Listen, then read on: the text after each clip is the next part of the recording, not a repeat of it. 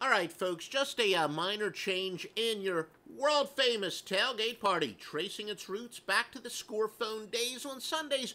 We're now going to do it, quote-unquote, when ready. That'll give us more time for the on-demand viewers and to show up in search engines, etc. Thank you for bearing with us, but we are going to warn you on Twitter at Offshore Insider with no S on the end, because we do appreciate those of you who have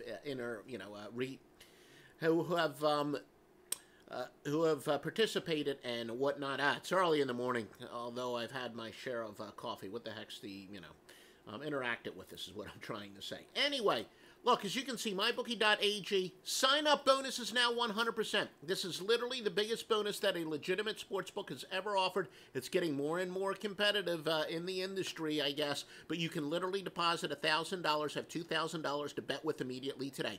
Must use the promo code Duffy to ensure you're going to get the largest bonus in the history of the industry from a legitimate and thoroughly vetted sportsbook. MyBookie.ag, 100% bonus, promo code Duffy, D-U-F-F-Y. Why don't we start it out a little bit differently? We'll go with the biggest line moves of the week, considering it's possible. Well, not only is it possible, but the lines could move during our broadcast, or will move during our broadcast, but whether or not it'll affect the biggest line moves remains to be seen. Indianapolis Colts open up as a 3-point favorite to Houston. They're now down to 1. Atlanta open up as a 5-point favorite to Cincinnati. They're now down to 3.5. Obviously, line moves in the NFL aren't quite as pronounced as they're going to be in college football. And the only other fairly significant one, Jacksonville open up as a prohibitive 9-point favorite to the Jets. They're now down to 7.5. These are the biggest bets. First of all, we'll start out in terms of the percentage of bets. Some people might consider this to be the square bets. Philadelphia, which is really no surprise. Again, the public absolutely loves road favorites. The LA Chargers, and not surprisingly, San Francisco, when we'll talk about it, Jimmy Garoppolo out for the year. Seattle, there you go, yet another road favorite. And they would be the most significant in terms of percentage of bets. Now, in percentage of money, the Oakland Raiders, Chicago, and Indianapolis. They would be the most significant line moves of the week. Now let's get to our news and notes. And we mentioned it, the 49ers and the Chargers. For the 49ers, quarterback Jimmy Garoppolo is out for the season. C.J. Beathard gets the start. That is a big drop-off. And, of course, as we said, it's a humongous line, to say the least. The Chargers 4-13, though, as home favorites of 3 or more, including 8-9 straight up. And that's something that we've been saying for years, really, since Philip Rivers came into the NFL. He's the king of predictably unpredictable. When you expect him to have a great effort is usually when he comes out flat, and then when things aren't going well and he's a big underdog is usually when he comes up with his best effort. So no surprise there. Again, Philip Rivers, the king of predictably unpredictable. Now, Chargers wide receivers Keenan Allen and Travis Benjamin are both probable, but they are less than 100%. Niners will get running back Matt Breida and Alfred Morris. Both will play. Seahawks and the Cardinals, Josh Rosen gets the start for Arizona. I've said that I think he's the best of the quarterbacks of all the rookie quarterbacks. Much better than Sam Darnold, especially. Well, we will see. Not necessarily today. I'm not saying we should make any conclusions after today. But that is what's... I really think that Josh Rosen will sneak under the radar. And thank you to Jamarian Green for joining us. Jamarian, definitely one of our active participants and one of those people who watches it live. We have a good number of live viewers on all the platforms. And by the way, lately it's been mostly YouTube. Those of you who are watching on Periscope, and we have a good number of views on Periscope, say hi to us. Check in Periscope, and especially if you're watching on one of the European platforms, what is it, OK, and they're much lower volume for us, but there's a Russian one, and yeah, some people in Russia do speak English, especially if you're checking in from one of those that aren't quite as popular in the U.S. I would love for you to say hi and check in. But as I said, Josh Rosen gets the start, and I think this is going to be a big move for Arizona, a move in the right direction. Remember when I had the guy from BetDSI as my guest, and we were talking about some props and how to do with how many starts Josh Rosen would get this year, and I don't even remember the exact number, but I said that I thought that was probably the strongest prop was Josh Rosen over however many starts it was, unless he gets hurt. That's a lock. And it was a pretty low number. I think it was about 4.5 or 5. I was really surprised. Wide receiver Larry Fitzgerald, probably going to play. He is questionable, but especially when you got a guy making his first start, you really need your leading receiver, to say the least, but most likely play. Seattle top wide receiver Doug Baldwin will play. He's been knocked around with injuries, led by defensive tackle Robert Nendichi, who is questionable. Arizona is banged up on defense, so they'll have some walking wounded. Arizona's going under 17-5 at home. They are 1-2, but with a league worst, minus 12.3 margin of cover. Again, margin of cover, some people call it a sweat barometer, but margin of cover is the same as margin of victory, except it's relative to the point spread. Now, Arizona is going under 3-0 by a league high, minus 10.7 points per game. And by the way, it's interesting, and it's not really interesting. The fact that you have very few teams that are 0-3 and 3-0, and then hence the teams with the worst margins of cover don't really have necessarily horrific ATS records. Why is that? Look, if you've been a client of mine for even a year, not even that, well, if you were with us, say, all last NFL season, but I'm so grateful. So many clients have been with me for years and years and years and on these podcasts as well. And we welcome those people who, look, if you bet on your own and never buy a pick from me, of course, we welcome you as well. That's one of the reasons why we have the biggest sports books and the best sports books. And we will be getting to that for sure, Jamarian. But, that's why we tell you what the best sports books are as well. Miami and New England. Miami is thinned at defensive end with Cameron Wake and Andre Branch, both hurt. Patriots wide receiver Josh Gordon is limited, but he is now expected to play, and thank you, Brian Carter, for checking in as well. And let's see. Let me make sure I get these comments back up there. I want to add all those comments to the broadcast. And like I said, I know that we got some people out there on Periscope. Why don't you check in? Well, Brian's asking what the lock is. As we said, we don't. Yeah, we will use the term lock for our promotion, and the truth is because SEO tells us a lot of people will enter that as a search term. Truthfully, there's not anything as a true lock, obviously, but we do have some very, very strong plays for today, and it's at offshoreinsiders.com. Joseph Simmons says Texans over Indianapolis. And, good to see, because a lot of people, a lot of times, the public, when they talk about locks, it's quite often a very big favorite, or more frequently than that, usually road favorites. But, good to see that people aren't necessarily going with the obvious public plays, which would be any and all road favorites. But again, Josh Gordon, I think he is going to play. And obviously, he is no small addition if Josh can keep his head on straight. And we know Bill Belichick's probably one guy who might be able to get a guy on the straight and narrow. What a weapon he would be. Ryan Tannehill, 121.8 quarterback rating. Look, I'm not buying it. Ryan Tannehill, I don't think will ever be among the elite NFL quarterbacks. So if there's anyone who will regress to the mean, and yeah, by definition, regress can also mean a slumping quarterback getting better. But, I believe it should be regress to the mean, progress to the mean, but whatever. Ryan Tannehill is playing much better than he's capable of. I don't think he is a late bloomer. I was never impressed with the guy. Jamarian agrees. Let's see. What did I do wrong there? I'm not quite sure why I screwed up there and deleted the comment. There we go. I think I can add that to the broadcast. Jamarian agrees with that pick.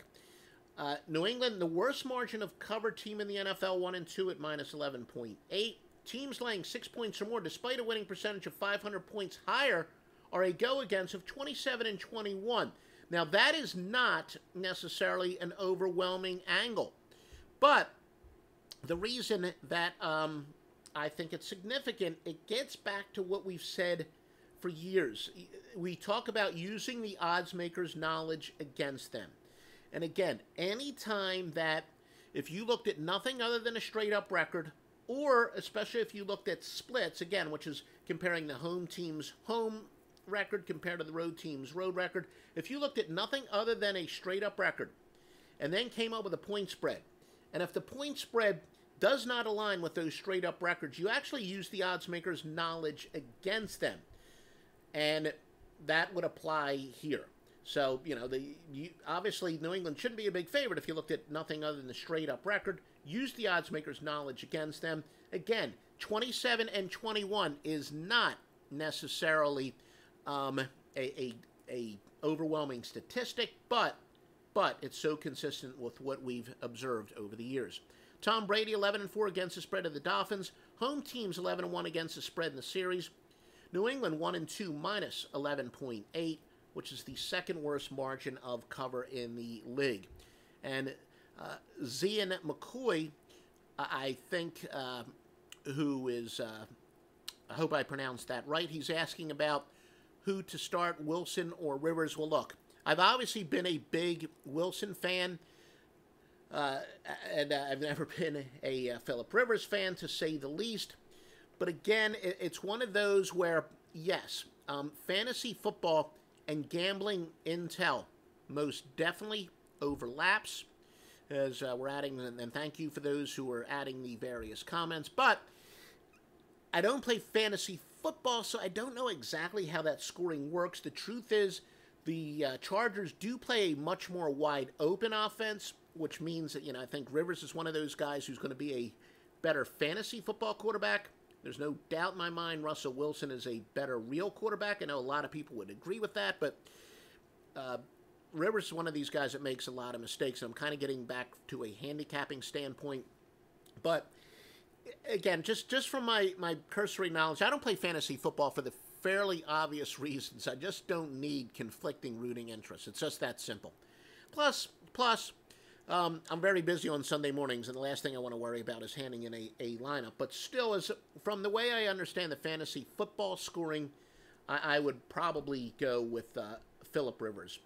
The Lions and the Cowboys. The Cowboys, look, it's obvious they don't have many weapons, but Cole Beasley, who is the best of the tallest midget in a circus, basically, the best of their weapons at wide receiver or tight end, catching the ball. He's less than 100%, but he will play. Devastating injury for the Cowboys. Sean Lee is out. Of course, we know he's missed about 50% of their games the last, 3-4 years, so the Cowboys are used to playing without him, but he's very, very valuable. And Brian Carter says, me too. Probably some feminists aren't going to like the use of the hashtag there, but I think he says he agrees. No, he's agreeing with Jamarian Green. Let's see if I did add his comment to the broadcast. But yeah, and then Carrie DeAngelis says hi as well. Thank you for checking in, Carrie. The home team, the anti-splits angle, and again, this gets back to what I said. You take the home team's home record, the road team's road record, and if the point spread just doesn't align with that, and especially if one team is much better at home, both of these teams are better at home. In this case, the home team is a combined 6-0 straight up in the two teams' games combined. And we do have a couple anti-splits angles that favor the road team, that favor Detroit, 140 and 104, and another one is 206 and 163. Cowboys are the second biggest under team in the NFL, going under 3-0 at minus 10.2 points per game. Cowboys the worst points per play at .141. Dallas under 11-1 at home. Cowboys, though, surprisingly, perhaps to some, they're 6-1 as a favorite. But Dallas, did we just give the stat? Dallas yeah, we did say that. Dallas, a big under team. Now, I know I talk about an ALB Knights says he likes the Cowboys. Let's see that I add that to, there we go. Added that correctly to the broadcast. And Zian McCoy has his picks. And Carrie DeAngelis also mentioned it's been quite a year for money lineup. Yes, Yeah, a lot of big underdogs have gone this year. Again, I don't necessarily play those suicide pools. I've heard an interesting theory is that you don't want to go with the biggest favorite of the week, and that way, when the biggest favorite of the week loses, a bunch of people are eliminated, and if you win, you're going to be in great shape. And I kind of understand that from a strategical standpoint. And I believe that question is for me. What's my winning percentage on 110 bets? So you're talking about minus 110. Like, yeah, all of our picks. Well, no, sometimes I do pick money lines, but almost all of our picks are either against the spread or straight up for an entire game. And year in, year out, we will hit in the mid to upper 50%. And, obviously, baseball's a little bit different with the money line. And Yamil Morales, thank you for checking in as well. But my free pick, by the way, is the Dallas game to go under the total 43.5. Yes, I know I said the NFL is the #1 regression to the mean sport. Not so much when it comes to totals. I just believe Dallas, their offense, they're a perfect under offense. They're not incompetent, but they're not high-powered whatsoever. So it's not like they're going to be a turnover machine. It's not like they're going to be a big 3-and-out team. So they're at least going to eat up some clock. And their defense is very good. They're not high-powered. So it's not like it's an incompetent offense where you're worried about turnovers deep in their own territory and all that. But, yeah, all in all, under 43.5. And plus Matt Stafford, predictably unpredictable off a big win last week. I look for him to come out a little flat this week. And yes, thank you very much, Brian. Thank you very much. He says, everyone please like and share the video. That helps us a ton. So if you like us, literally like us, that will help us get exposure. It will help us out a lot. It will help us, quite frankly, get some sponsorship from places like mybookie.ag. And again, I will not accept a sponsorship from a crappy sports book. It's that simple. I will not. I'm not going to. You cannot buy my reputation. So if any sports book that sponsors us, they are thoroughly vetted first. But that is your free pick, Dallas to go under the total. By the way, the premium picks, we didn't mention them at the top of this report, have hit 9-3 football runs, 6-3 in the NFL. As you know, I never force picks on primetime games. I think I've made literally one primetime NFL pick this year. Tonight's the exception. Love the side, like the total a lot. It is your AFC NFL Sunday night game of the year. Season high 6 NFL winners. Far and away the best NFL portfolio of the entire season at offshoreinsiders.com. And yes, thank you, Brian. Please like, share, retweet, whatever you do.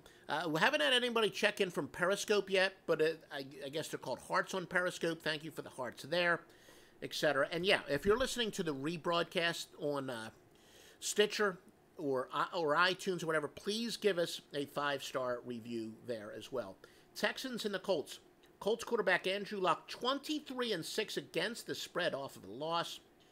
Texans on an 0-6 spread skid. I know this was a popular game that those of you checking in on YouTube have talked about. Texans superstar wide receiver DeAndre Hopkins is probable, but he is very banged up. Various injuries.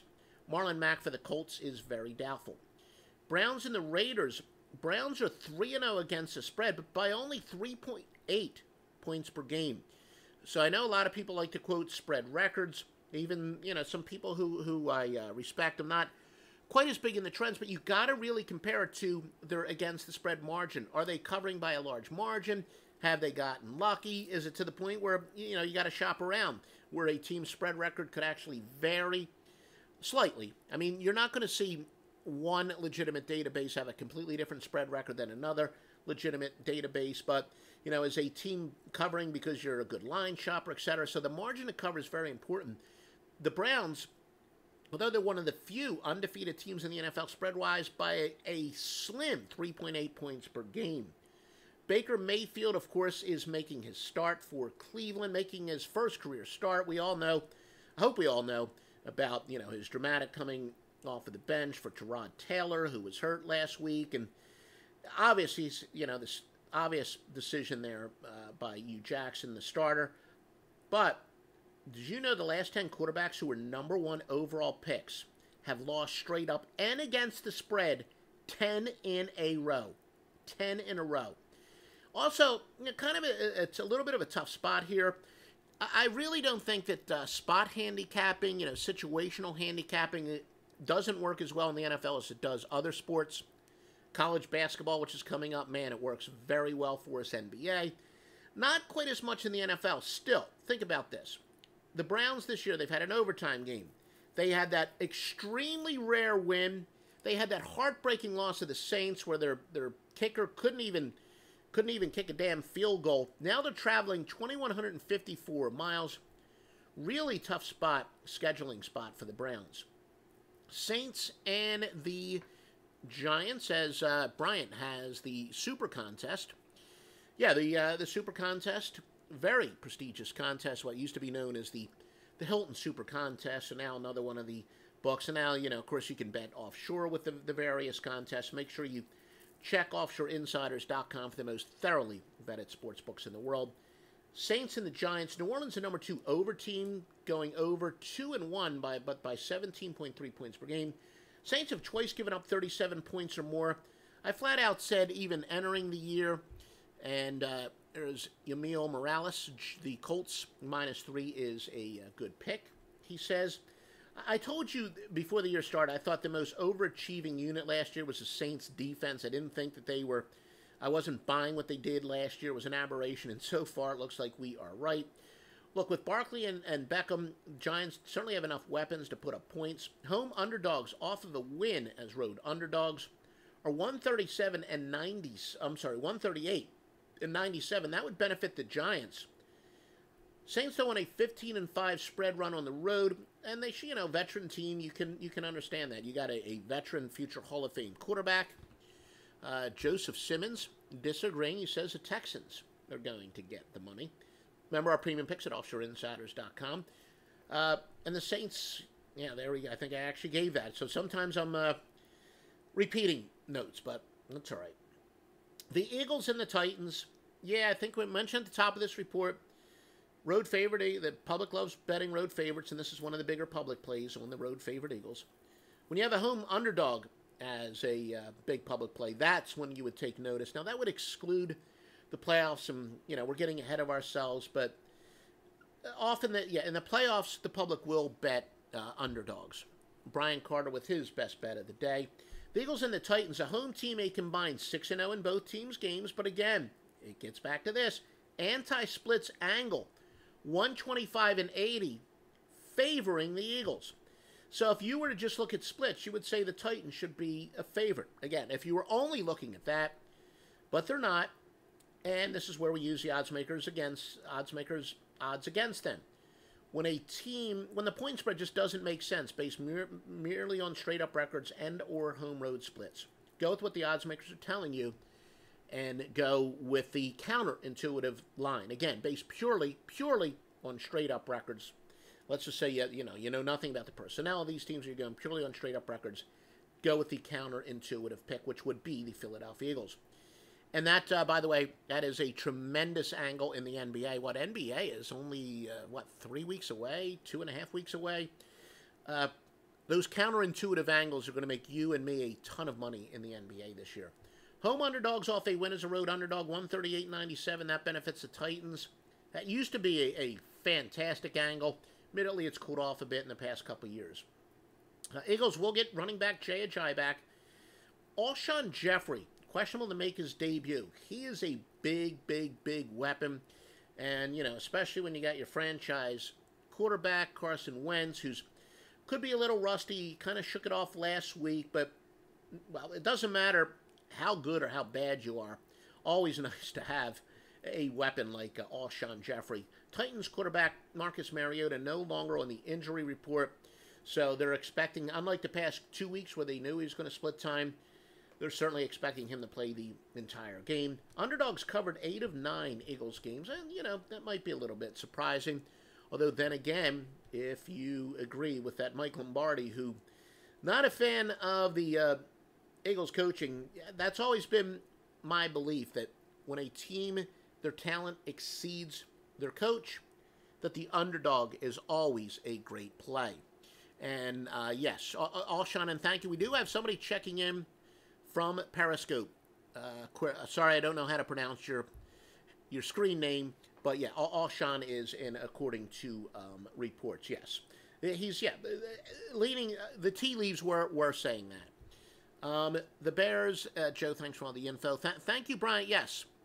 No, we got you. Thank you, Brian, for joining us. And like we said, we're going to try to give a warning on Twitter, but for exposure reasons, we're going to do it as ready in all future weeks. It just helps us from an exposure standpoint. No need to ramble on why. Bears and the Buccaneers. Yeah, Ryan Fitzpatrick is starting. I just don't know.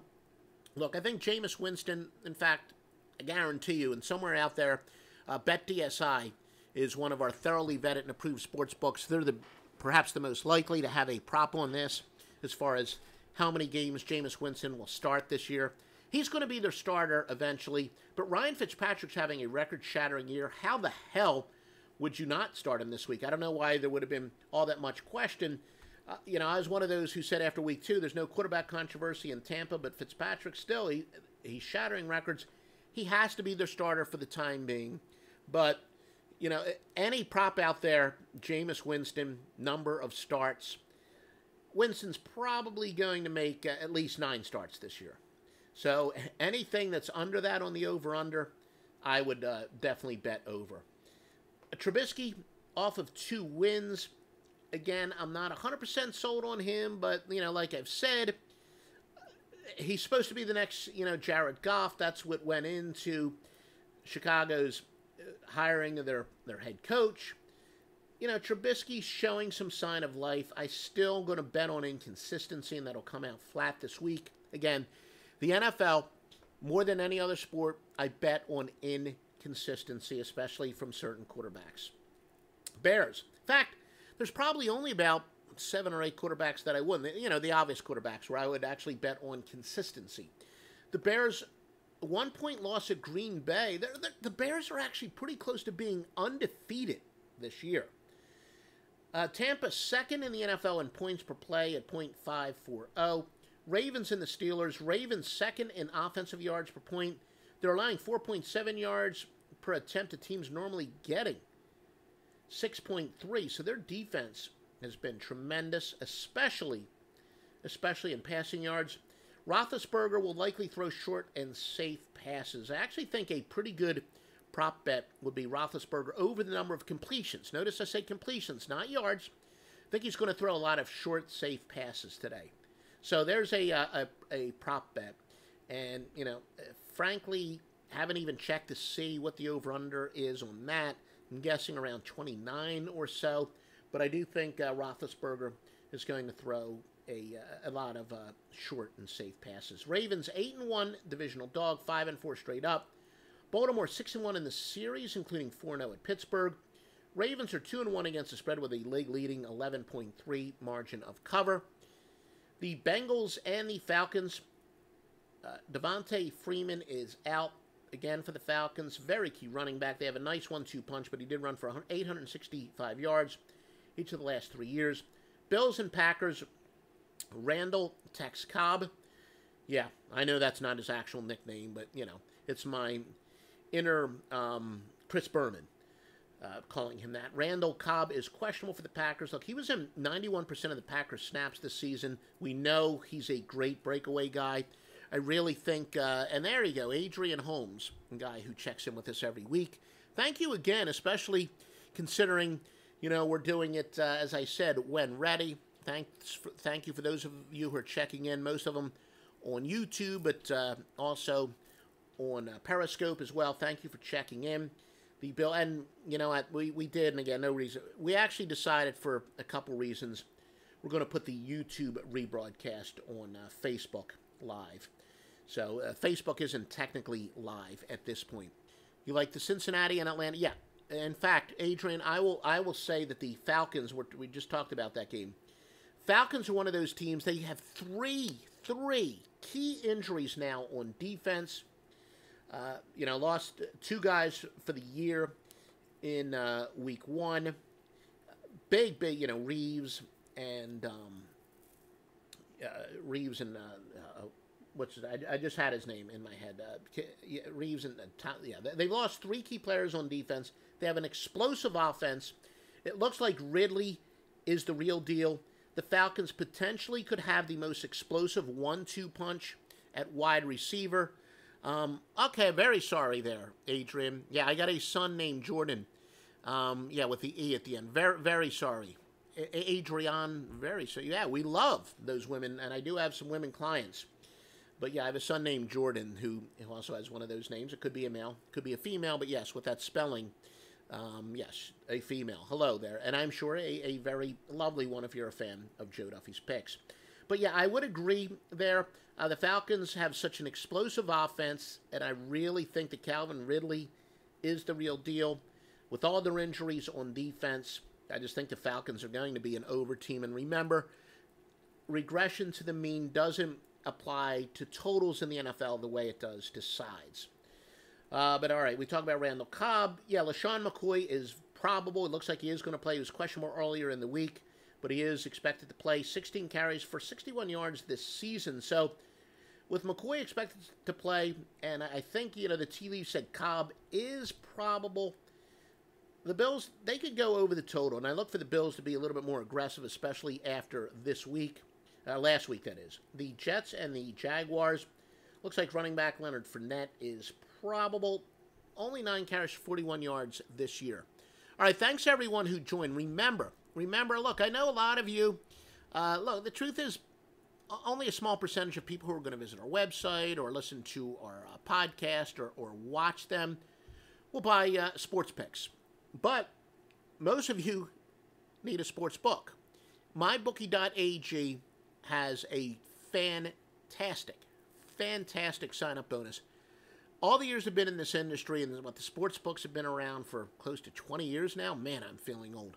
I've never seen a thoroughly vetted sports book with a sign-up bonus this good. Use the promo code Duffy to ensure you're going to get the biggest possible sign-up bonus, and it shows your support for all this free picks. And, I'll tell you what, and thank you earlier for, I think it was Bryant, who helped us out and said, please share this broadcast. I would do this in the NBA every single solitary day, college basketball, if you can help us increase the viewership. So please do that for us any way you can, likes, retweets. As I said on Periscope, they call them hearts, etc. I do it 361 days a year if there's enough demand for it. And if you best way to show your support is use the sportsbook, thoroughly vetted sportsbooks at offshoreinsiders.com. Click on the links. Yeah, of course, they have tracking to know where it comes from. And in the case of mybookie.ag, you can use the promo code Duffy, or just go to offshoreinsiders.com, click on their banner. It would be greatly appreciated. And that's your way of saying, look, we want more of this information. We want it in basketball. We want it in football. Maybe even now, I wouldn't do it 361 days a year. I do take some time. I do take working vacations during the summer. But you get the point. So please, use our thoroughly vetted sportsbooks at offshoreinsiders.com. And the only website that has a bunch of handicappers whose winning goes back to the Score phone days. Thank you, everyone who's joined us. Talk to you. We'll talk to you, quote unquote, when ready tomorrow on a live simulcast.